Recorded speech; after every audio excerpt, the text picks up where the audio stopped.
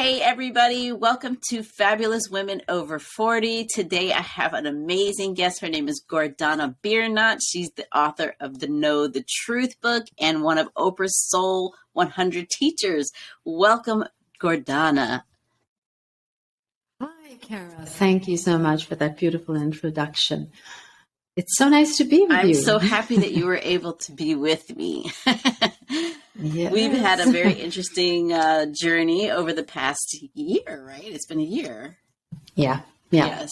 It's been a year. Absolutely. Yes. So I've enjoyed working with you, and I just really wanted to have everybody else in the world who wasn't aware of you share you with the world. So, just to start, I wanted to ask you, were you born and raised in Sweden? Yes. I was born in Sweden, and then my parents decided that they wanted to send me to former Yugoslavia, where they came from. They came from the Balkans in the mid 60s, 1965. They came to Sweden. So they decided that there was no room for me in their life. So they asked my aunt to take care of me, and she did that until I was 6 years old, and that was in former Yugoslavia. So I was actually raised by my aunt. I wasn't raised by my mother and my father. Okay. And then at the age of 6, they brought me back to Sweden, and I did not know my own parents at that time. I mean, I knew that there were people somewhere in Sweden that I should be calling mom and dad, but I didn't know them actually. They just came to visit from time to time. And then they brought me here. And it was a hard time for me because they were different than my aunt. They were not as open, not as understanding. And I had a tough time after that until I moved away from home when I was 19 years old. So I would say that I've always lived in two cultures, one coming from the Balkans, where family is everything, and then one from Scandinavia, Sweden, where the individual is everything. So I've always been balanced between the two ways of looking at reality, from individual perspective and from family perspective. And I've been able to harness the best of both cultures. Most people don't know how to manage that, so it becomes a burden. But for me, it's become an opening to see life in a different way, to look at life as joys everywhere. You can pick from any culture, both cultures. I could pick whatever I needed in order to be present and enjoy life. I didn't have to see it as a burden. Right. I saw it as an illuminated way of living. Well, I love that because most people do not have that perspective, let us say. I know. So I think that was such an amazing thing for you to have, even though initially at 6, that must have been, or up to 6, must have been traumatic in a sense, Yeah, it was traumatic to come back. It wasn't so traumatic for me to live with my aunt because she was a strong woman. Nice. She knew exactly what she wanted in life. She had 2 daughters, and I was there too. So I was brought up among women, and they were strong, all of them. So I felt like I don't see myself as a victim. I'm almost grateful that my mother agreed to leave me there when I was 4 months old, because my mother was not a strong woman. Okay. She was very dominated by my father. So I had already seen a different pattern for a woman. When I look at my aunt, I could see this strong woman managing everything in her life. Her husband died when her children were small, and she never remarried. So she could manage anything in her life. Right. And looking at my own mother, she was so dominated by my father. So for a long time, I felt like I couldn't connect to my mother because I judged her for being, or for allowing herself to be dominated by my father.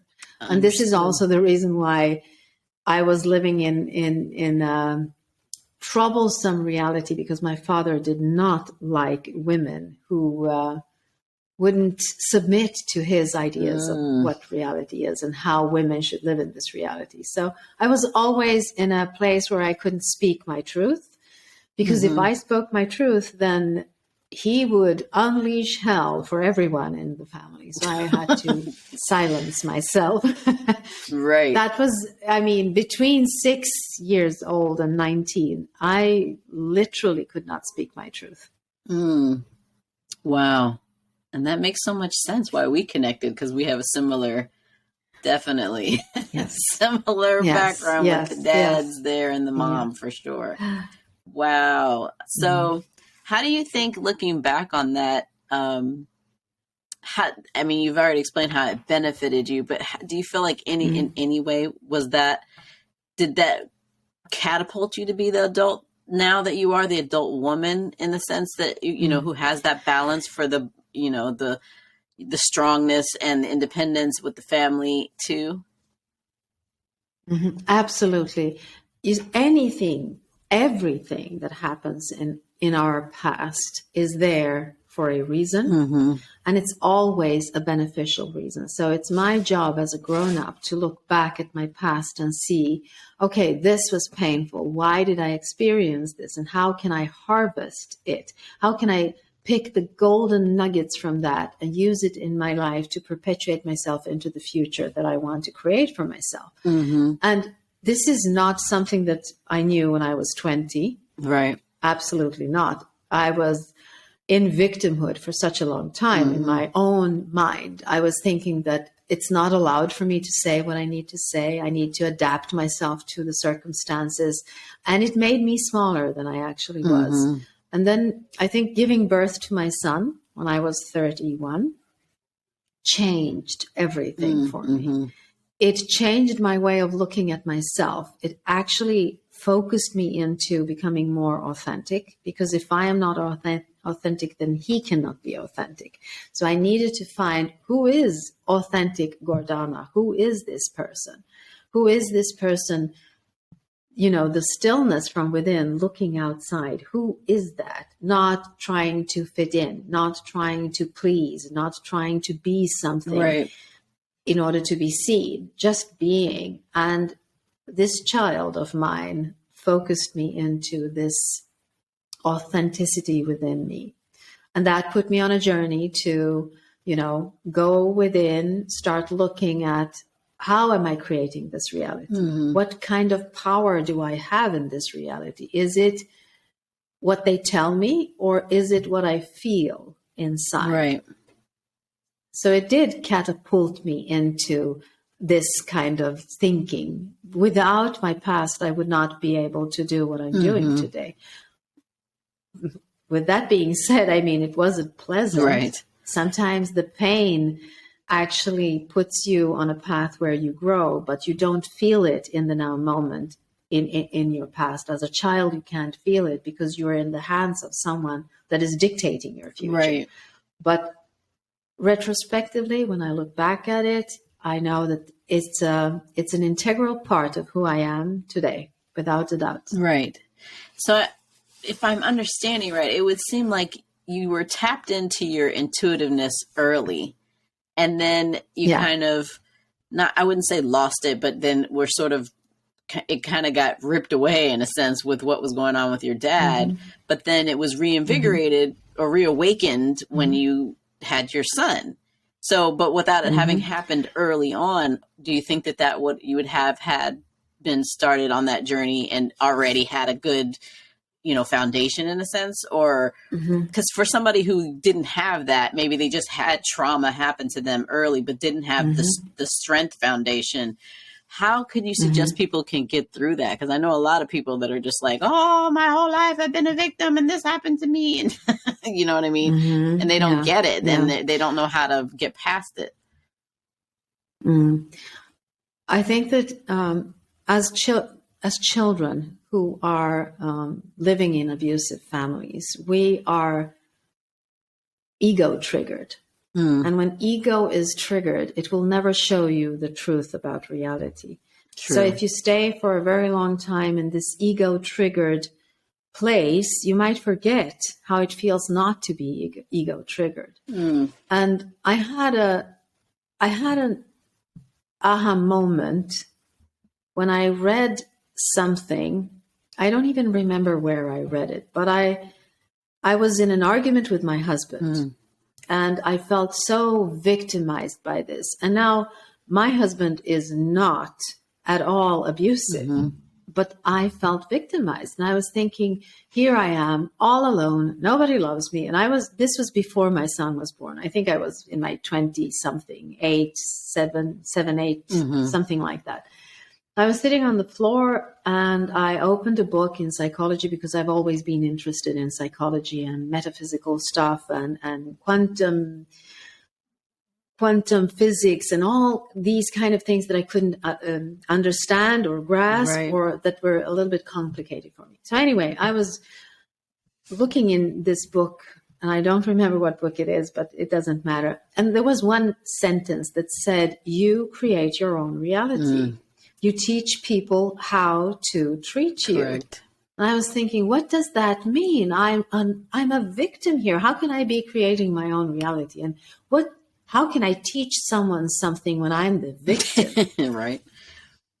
And slowly I grasped that. I understood that I am not in a powerful position when I see myself as a victim. Even if I feel like this is the truth, it can never be the truth. Right. There must be something else there. So it started kind of, like small whispers, but I feel like it's been there my entire life. As a child, I could have thoughts about this reality. I could think about the universe and wonder, where does it end? What happens outside of the universe? Who are we? Those kind of thoughts were always there. So I was finding what I was looking for. Right. Because I was already on that path. But I think everyone is looking for who they are. They just need to sacrifice parts of their ego, right, when they feel that they're victims, and seeing that as the truth, even if the outer circumstances are showing you this is the truth, you are a victim. If you're a grown-up, you always have the power to change your own life. As a child, you don't have that power. Right. You can't change your own life. But as a grown-up, you can change your own life, and victimhood is not the only alternative. To grasp that there is a choice, either you stay a victim or you change something.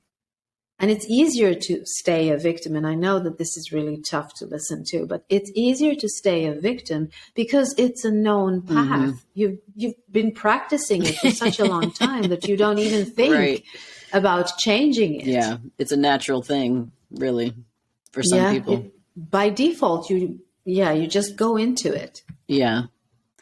So when you're looking back on your whole life now, and how old are you, if you don't mind me asking?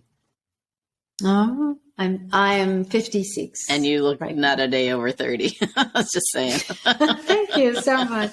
Thank you. Thank you. I think age is just a number. I do not understand it. It's much more important what I do with my time than how much time I've lived. Right. Well, I mean, in age in its sense, people say that age is just a number, but it does represent, hopefully, some wisdom that we've gained. I mean, that's the longer you lived, if you're evolving and you're conscious, then hopefully you're aging well in your wisdom, because it's not, if you're 50, let's say 60 years old, and you still have the emotional mentality of somebody who's 20, then maybe you haven't done well with your time. Let's just say, you know what I mean? Yes. So yes, I do. I would probably say that you've spent most of your time in the negative side of your ego, which is either catapulting you back into your past, bringing up stuff so that it will be fed by you in the now moment, the drama that it is creating from the past, or it is projecting you into the future with all the bad things that can happen to you because this happened to you in the past. Right. So it never allows you to be present in the now moment. The more time you spend in the now moment, the more connected you are to eternity, which actually slows down your aging.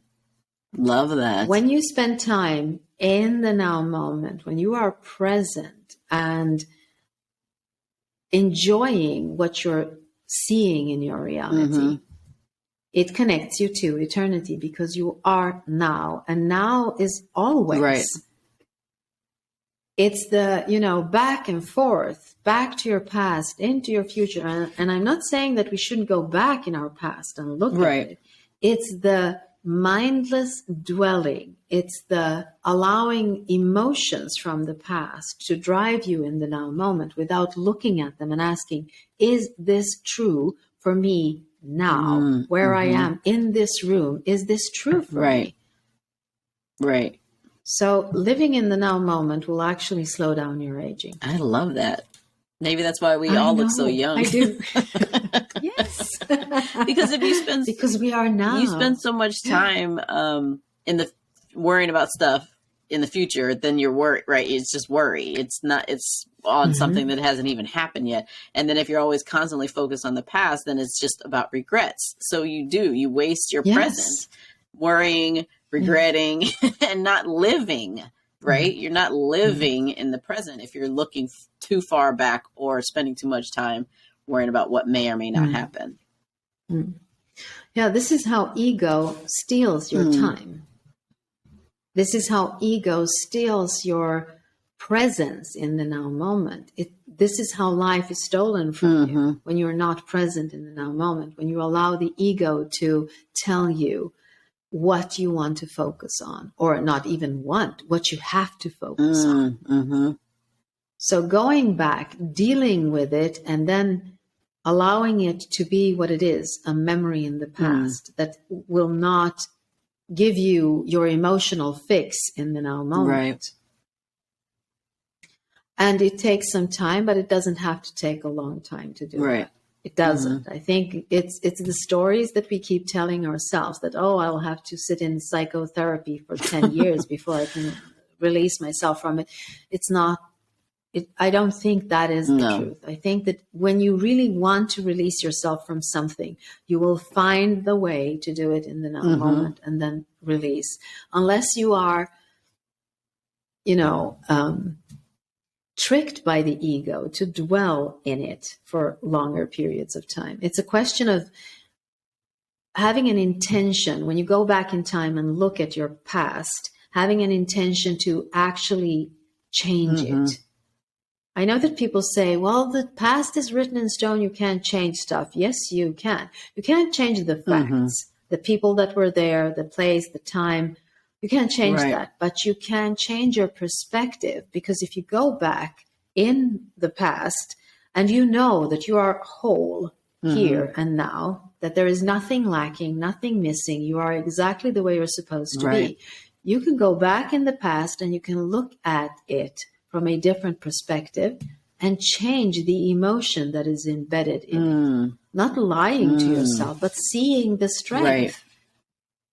Seeing who you were at that time. For me, it was like when I was a victim in my 20s and almost 30s, looking back at myself always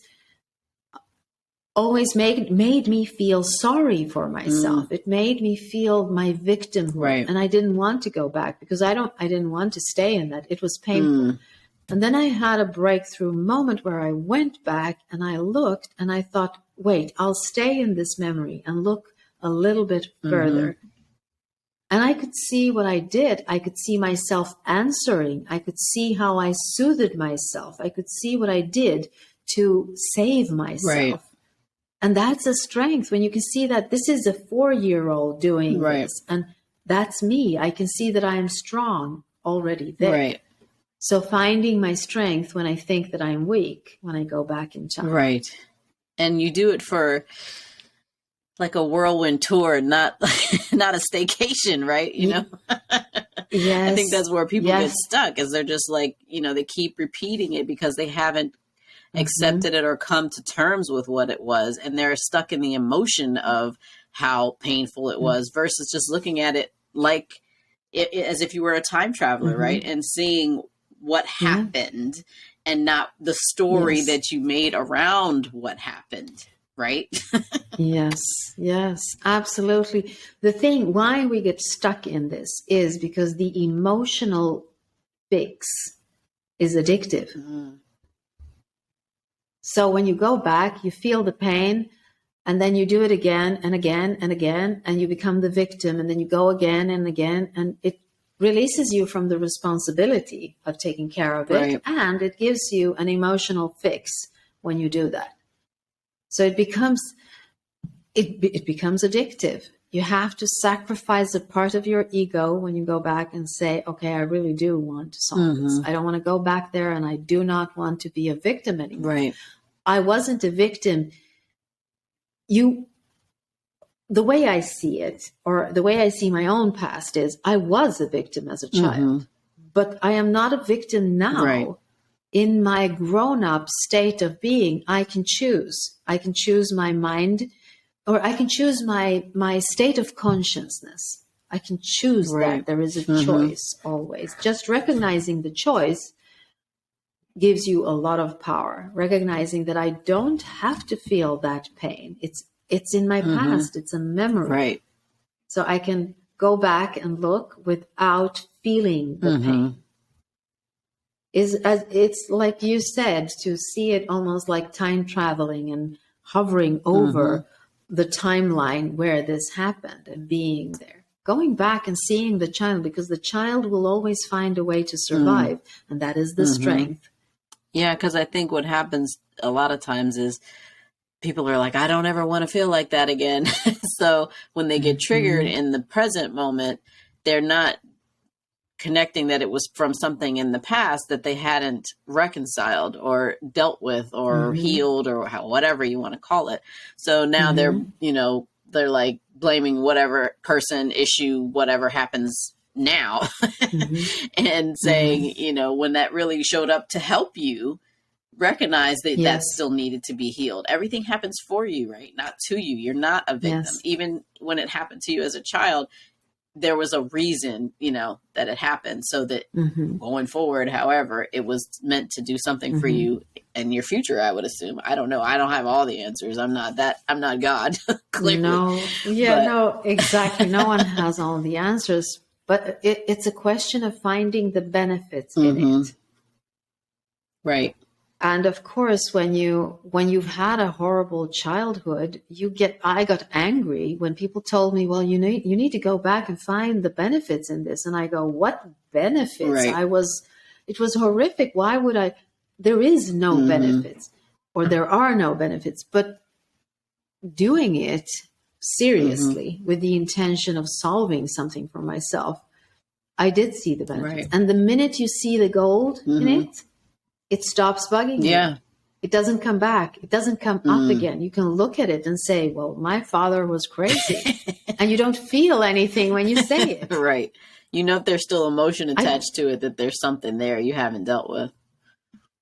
Yes. If it triggers you into being angry or crying or feeling like, oh my God, how could this happen to me? Or there is no God. Otherwise I wouldn't have been there. It takes some wisdom to do so. And I think that sometimes it takes some time. And I think for me, it was literally after my 30s when I started doing these things, going back in time. And it's easier when the abuser no longer lives. So my father passed away a couple of years ago, which made it much more easier for me to go back and actually see the things that were painful for me to look at, or look at him without feeling anger, frustration, judgment. Because you see, when I look at him and I am vibrating in judgment, frustration, and anger, it doesn't make any difference for him, but it makes a difference for me in my now moment. And every time I thought about him, there I was vibrating on that frequency. So realizing that, I think most of us need to realize that our parents are not perfect. Our parents do not know everything. Our parents sometimes never grow up. They never go into healing themselves. Exactly. Some parents stay wounded their entire life. And as a child or as a grown-up now, being able to grow in my consciousness, I would look at them and say, how could they? Being judgmental, because why don't they understand that they need to expand in their consciousness? Otherwise, they're hurting their children. Well, they didn't. Right. They weren't as wise or mature or done with themselves at all. So if I spend the rest of my life judging them, wanting them to be different than they were, I lose my life. Yeah. So there is a choice to be made. You can either look at it and say, okay, so my father was crazy and my mother was even crazier because she stayed with him. And that's it. Right. And that's what it was. Or you can look, yes, or you can look at it from a higher perspective and say, okay, so there was something wrong with them. In my father's case, there was some psychological thing, but at that time, nobody spoke about it, not as we do today, because it's more open. Mental health is more important. It wasn't in the 60s and the 70s and the 80s. Nobody talked about mental health. So we assumed that everything was okay with him, and we treated him as if everything was okay, but it wasn't. So if he would have gotten the help he needed, he could have changed, but he didn't get that. So if I, in my, 40s, sit there and blame my father for not taking care of himself, I lose my life. Yeah. It's not a benefit to you. No, and he couldn't. I'm not, making up excuses for him. But if I look at it from a high perspective, I can see that, okay, he couldn't do better than he did.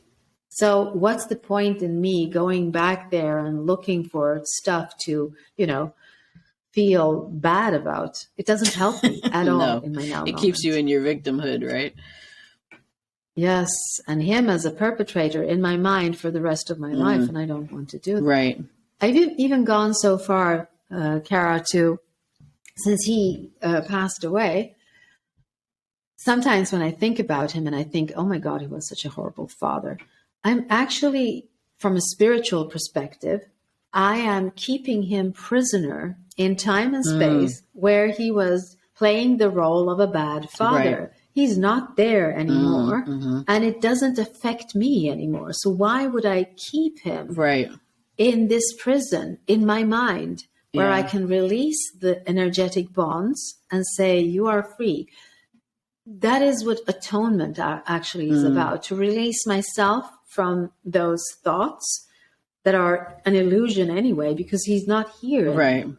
The time has passed. It doesn't exist anymore. So why would I keep it there unless my ego wants to have a place where it will pull me back into victim mode and get its fix?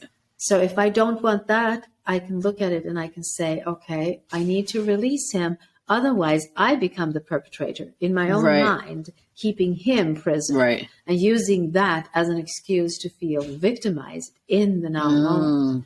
I know it sounds provoking, but that is how I feel about it. It's easier. It makes you the bully almost at one level, right? Yes, because I am allowing it to become a part of the frequency or my consciousness or my state of consciousness to become a part of me, like a part of my DNA. And it doesn't have to, because there is a choice.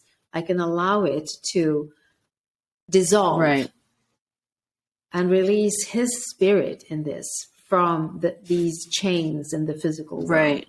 So what advice would you give someone whose parent or perpetrator, whoever that might be, is still living? How can they have peace, or move past that victimhood of like, well, this happened and this person did this to me and I can't forgive them and all of that. Like, how do and not understanding that you do have a choice, that the forgiveness doesn't absolve the person from what they did, but it frees you from being the bully in the sense of like, keep poking the bear, when you don't have to.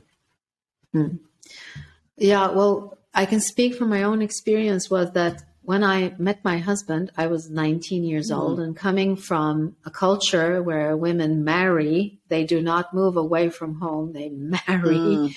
I didn't marry, I just moved out. And my father said, you know what, this is the end. So when neighbors asked him, where is Gordana? He would say, she's died. Oh. She doesn't, she doesn't live any longer. So, and that went on for 8 years.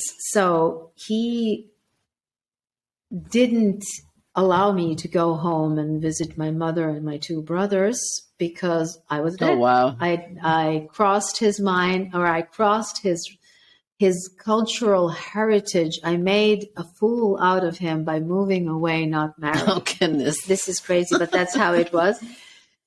Why am I telling this? Because he did this for 8 years, which meant that I didn't have any contact with him for 8 years. And that was a blessing to me. It was beautiful because I could connect to who I was without being poked by him. Right. Without being, being forced to answer his frequency. I could detach from it for such a long time until I found who I was within. And when I did that, I could meet him, but it didn't trigger me the same way. So sometimes, not having a close relationship to the parent that has been abusive is a way to do it. Because otherwise, how would you find who you are if you're constantly ego triggered by their abuse? As a child, you will always come back, you will always regress back to the pattern that you know. So when you meet a parent and that parent, pokes your ego, you will, even though you've been in therapy and you've done a lot of work with yourself, you will always go back to the pattern, the initial pattern with your parents. So you almost become a child every single time you meet with them, and they have more power over you because you cannot be the grown-up that you are. So if you take some time off and stabilize that identity, being who you are, it's easier when you go back because you know who you are and you don't need to be triggered. They will trigger you anyway, but not in a way that is violent, as if you do not stay away for a while. So that would be my first thing, to not be around the parent that has been abusing you. If you're a grown-up, of course. Yeah, if you have that option. Some people don't have the option. Yes. So now when you had your son and then you had your breakthrough, and you said you've always been a writer, correct? How did you come about writing the book, Know the Truth? Yeah, well, being a writer, not in a sense that I wrote a lot of stuff, but I knew that I had a book within me. I knew that there was a book that needed to be expressed in this world. And since I have an academic background, I have a master's degree in art, and I've studied a lot of psychology and media and communication. So there is a certain way of writing when you come from the academic world. You are always peer reviewed. They're always looking at what is it that you're writing and how are you expressing yourself.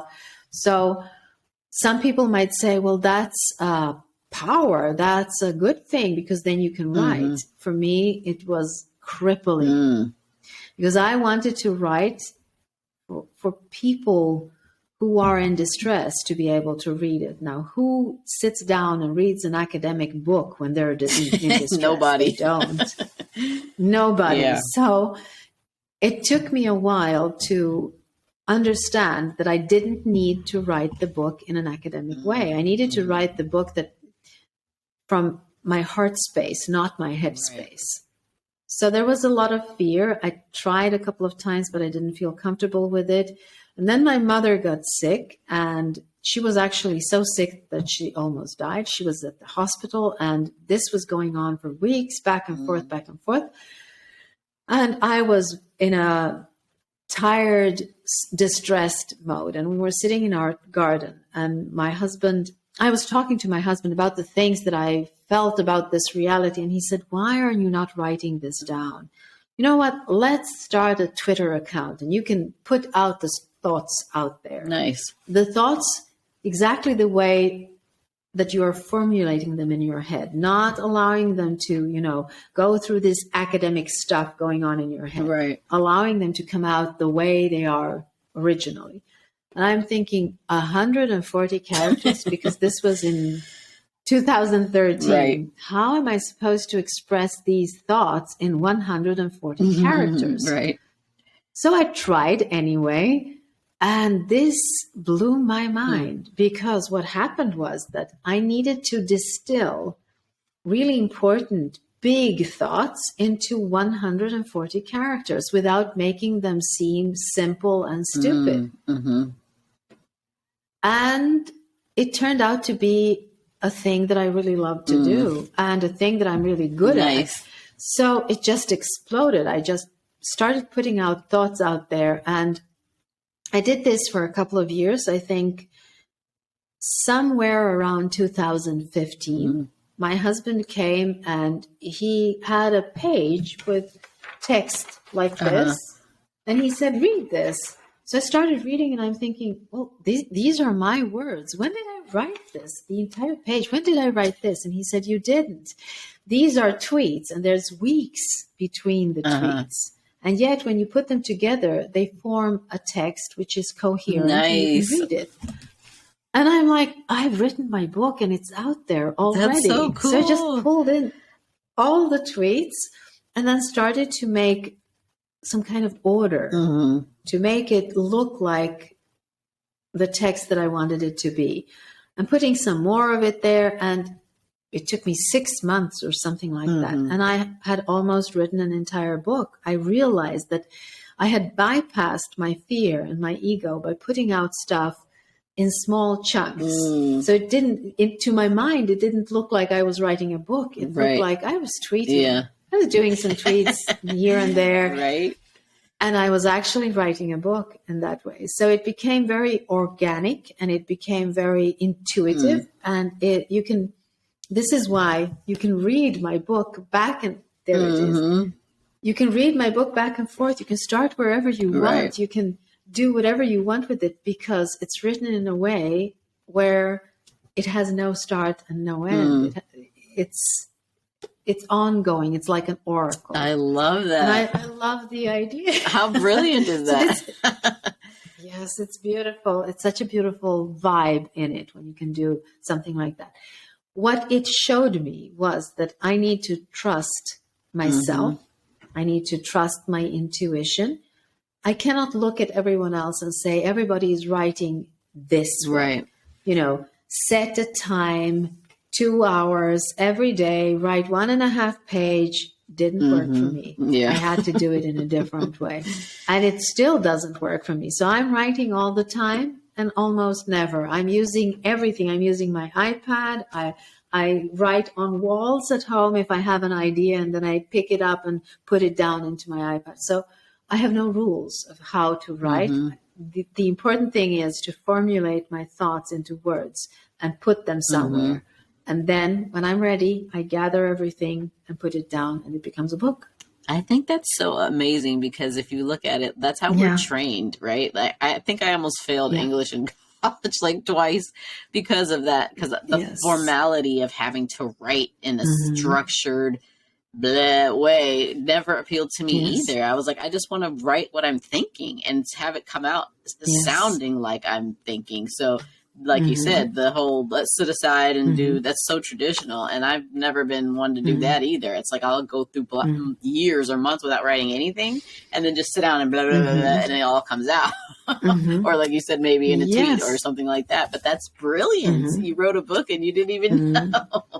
And kudos to your hubby because he was the catalyst for that. So that's so cool. Yeah.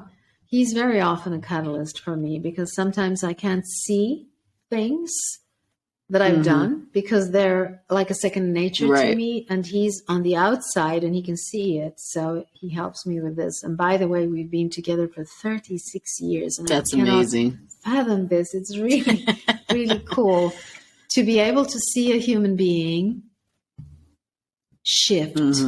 It's almost like different men, only it's in one of the That's same really man. cool. Seeing him going from this awesome young human artistic being into maturing, becoming wise, and knowing how to stop his ego from driving him, standing still in his soul, pulling back, actually expressing very healthy masculinity to balance our relationship. Right. So it's so beautiful to be able to see it. I'm not saying that it has been light all the time, because it's a roller coaster always, but there has always been love.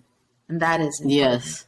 You know, love beyond time and space. That's how it feels. And that's why it allows us to evolve together the way we do. And I would say it's probably because you actually like each other too, right? Because that's what I've seen when I've seen couples, because and some of the other work that I've told you I do, I see couples and I'm like, some of them, they don't even like each other. And if you're doing that in front of me, what are you doing when I'm not around? You know what I mean?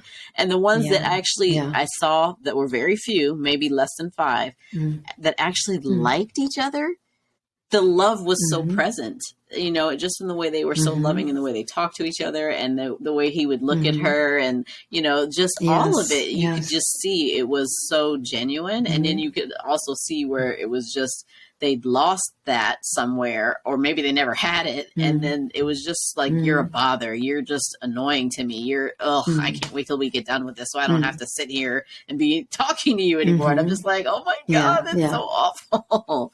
So that's such a blessing that you have that. I mean, because they don't build them like that anymore for some people. No, I know. It's a question of giving each other space. I remember in my 20s when I was in this victim mode, I was thinking that he had to be a mind reader because he was supposed to know when I knew. How can you do that? This is impossible. You can't do that. Also, I think that taking care of your own happiness in a relationship is the biggest gift you can give to your partner, because you release them from the responsibility of making you happy. Right. I think that is one of the things that maybe ruins a lot of relationships, when you put the responsibility on the other to make you happy, to be the mind reader of what you want in your life. This is where the healthy boundaries are set. When you say, you know what, this is what I like, without the anger, without the blaming and, you know, guilt tripping, just stating this is how I would like it to be.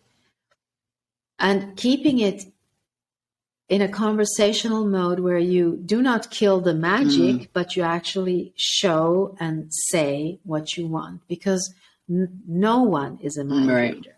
You need to articulate it in the most loving way so that the other one can meet you there. And that's a hard thing to do, but with practice, you get good at it. And you have to have somebody that's willing to do that with you too, because you have some people that are just, like your father, for example, and my father. It's like, no, this is the way it's supposed to be. You don't like it. There's the door, my way or the highway. So when you have somebody who's not even willing to, in a sense, it's almost like a little dance, right? The man, if you look at it biblically, the husband is called to love the wife, because God knows that what women need to be loved. And that way they can do anything for you, right? If they feel loved and cared for, then they can trust that they can submit themselves to you, and not in a, you know, like whatever way, but a way to be honor your position as a husband. And then when the husband does that, when he, as the leadership, right, does that first, you know, almost it's like he submits himself to his wife in a sense, not like making himself lower than her, but he gives her that love that she needs to feel safe. And then she gives him the respect and everything else that he needs to feel, you know, supported in that way. And I feel like so many people just don't understand that process, because the man feels like he's supposed to be given something first before he can do whatever. And then the woman's like, no, like intuitively, she knows that that man is not ready, or he's just not the right man to be able to do that for, because it'll always be that way of him constantly trying to dominate and control her. And that doesn't make it, it's not happy for anybody. And it's not a good, let's say, like it doesn't work for the kids either, because now there's always this conflict and control going back and forth, and then the kids are like, it just always feels unbalanced and unsafe, and you don't want to foster that kind of environment. So absolutely, because what happens here is that love becomes transactional. If you give me this, I'll give you that. And love can never be transactional. Love has to be the foundation, and then you act in that foundation. What happens when we are not finished with our past, when we come into a relationship where we bring the past with us, usually when we come from abusive families, we are operating on a fear-based perspective. Everything that is filtered through fear will come out as toxic. So we can use the word protection, for instance. If you come from a place of fear, then protection, which is, by the way, a masculine energy going through both men and women. When we talk about masculine and feminine energies, it's about two energies that are present in every man and every woman. And it's like a dance between the two. So if protection, a healthy masculine energy is about clarity, calmness, protection, and direction. If protection is filtered through a fearful perspective, a man who is not ready with himself, who comes from a fearful perspective, protection becomes control. If it comes from a place where the man is ready, where he actually expresses the masculine energy in a positive way, in a healthy way, it becomes support. Right. One and the same word, projected through fear or through love, becomes two different things. So this is why I say our parents did not know how to go into their own mind, into their own consciousness, and cleanse themselves from all the past stuff. And they bring fear into this reality. They filter everything through fear, which becomes the negative side of the masculine and the feminine energy. The feminine energy, the negative side of the feminine energy or the positive side of the feminine energy is nourishment, presence, intuition. And I'm not using love here because love is the basis for all of this. When we're operating from love, these two energies, the feminine becomes divine and the masculine becomes protective and present. And so it becomes a beautiful world to live in. But if it is filtered through fear, it becomes toxic masculinity, which will be abusive, dominant, craving, wanting. The feminine energy will be like gossiping or manipulating or victimhood. Wow. And the filter is fear in both of these cases. It would be, if it is filtered through fear, that is what it will express itself as. Now, if you look at our society, I mean, we live in a fear-based society. So, of course, our egos are triggered, and everything we explore in this reality will be filtered through the fear. So it becomes toxic. We talk about the toxic masculinity in our society. Yes, it's toxic, but we don't need more feminine energy in that. We need healthy masculine energy in that, to shift it, to start looking at it from a love-based perspective. And it's the same thing in a relationship. When you help each other ease the fear, you tap into your highest self, which will express itself through love. And you don't need to do much. You just need to understand that there is nothing to fear. If I give, I will give because I want to give, and then I don't lose anything. If it comes from fear, it would say, I will give, but I want that back because I'm afraid that I won't have enough. Or lose something. Yes, yes. Lose myself. So now I can see when I look at my own relationship with my husband that as soon as we became wise, which is around the time when my son was born, when we became wise, he made us wise because we realized that we need to be authentic, that we need to bring love into the situation. We can't let our egos drive us through fear because he will be swimming in that fear, our son. Right. Yeah. So we didn't talk about it. It just happened. We shifted. We started creating a more love-based perspective within each other. Yeah. My tongue is not working anymore. Well, that's a beautiful dance. And so I just got one more question for you because I know we could talk all day. Yeah, I know. We do that. We do that every time. Yeah. But so after when you wrote the book, when did Oprah come into this situation? Was it, did she reach out and you became one of her soul teachers, or how did all of that magic happen? I didn't have my book when Oprah found me. I was tweeting. She found you when you were tweeting. So there's a thing for everybody. Oprah might find you when you're tweeting. A thing where they asked me if I wanted to dream a little, and I answered, yes, I do. And then before I knew it, I was in LA and I was one of the Super Soul 100 teachers. And I mean, I did not realize what that was until I started, scrolling and looking, who are the people that are Super Soul 100? And they are amazing people. I mean, it's Tony Robbins, Marianne Williamson, Eckhart Tolle. Also, I realized that I was the only one from Europe. And I was like, oh my God, this is like getting the Nobel Prize in self-help. So it was beautiful. It happened through Twitter. That's actually. So cool. So, tweet. Yeah. That's amazing. Right?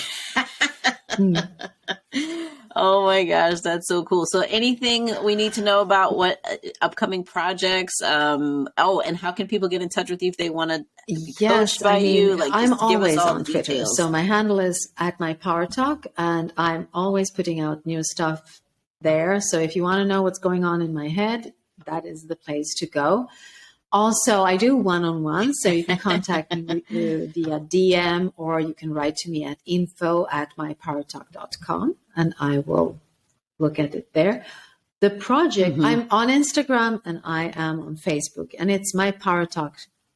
My handle is My Power Talk everywhere. Or if you just write Gordona Biernat, it will just pop out in Google. You will find all the things you need. My next project is, I am writing another book, and it is writing itself in the same way as I usually do. So there are a lot of things that I am exploring organically right now. And it's very much about the negative and the positive side of ego. It is a lot about the masculine and feminine energy and how they are playing with each other. It's about fear and how to jump out of that fear, how to realize that we don't need to live in that fear. So that is where I'm dwelling at the moment. And it is taking a form without me knowing exactly what the end result will be. The other thing is that I have been doing a course in going back into your memories and looking at them without the emotional stuff. Also connecting to the child from within and bringing that child within you so that you will feel one with the child. So the child won't be alone anymore within you. So finding your power in a way by going back into the past so that you can project a different future in front of you. So that's a project that is going to be launched very, very soon. And I think that's it for now. Yeah, I know. It is. That's a lot. And I thoroughly enjoyed working with you. I know I'm going to be hopping on that again because, you helped so much that was going on in my personal life, different aspects. That was the cool thing. I could come to you and say, okay, this is what I'm struggling with right now. Let's hone in on this. And then something else would happen. And it's like, okay, this is like the house is on fire. We need to go over here and put this fire out now. And you were so just fluid in helping me navigate through all of that, and just so peaceful. And No, not that I was, absolutely was not. running But around, my I hair think was on what you're fire or describing anything, is actually the process through which I do one-on-one. Synchronicity is a really big thing for me. We allow synchronicity to guide us while we are doing the talk, and it always gives you exactly what you need in the now moment. Also, what is beautiful with right. you and all my clients is that you know that you create your own reality.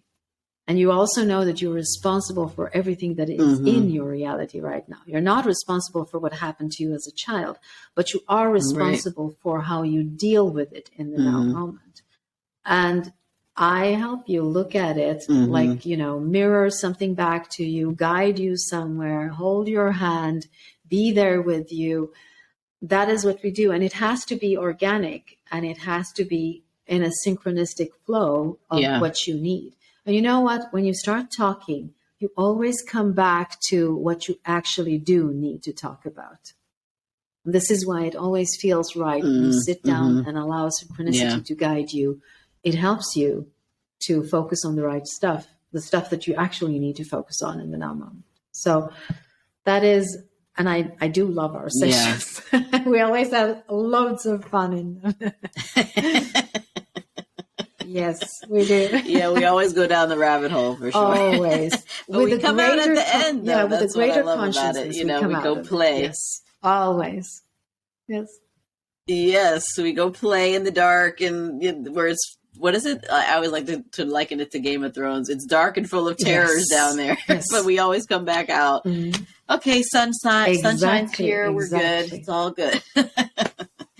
Got to kind of roll around in the muck for a little bit and then come out of it. So I'm really appreciative and grateful for you. And looking forward to having those conversations again soon. Thanks so much for talking to me today. This has been wonderful. And I definitely want everybody to reach out to you and follow you and read your book. On Amazon. They can get it on Amazon, right? Online bookstores. You can find it there. Yes, all of them. Yes, Barnes and Nobles, all of that. Yeah, we did it. Yay! Thank you. So thanks so much for joining me. I'm going to stop our talk now, and then so we won't be down the rabbit hole some Absolutely. more. But yeah, maybe we'll do Kara, this again because there's always more to talk about. Thank you so much for having me on your podcast today. Yay! I'm so happy that you were my first Initiation. Guest. It just made sense to make you the first one. Yes. All right. So I'm going to stop us now, and we will talk again soon.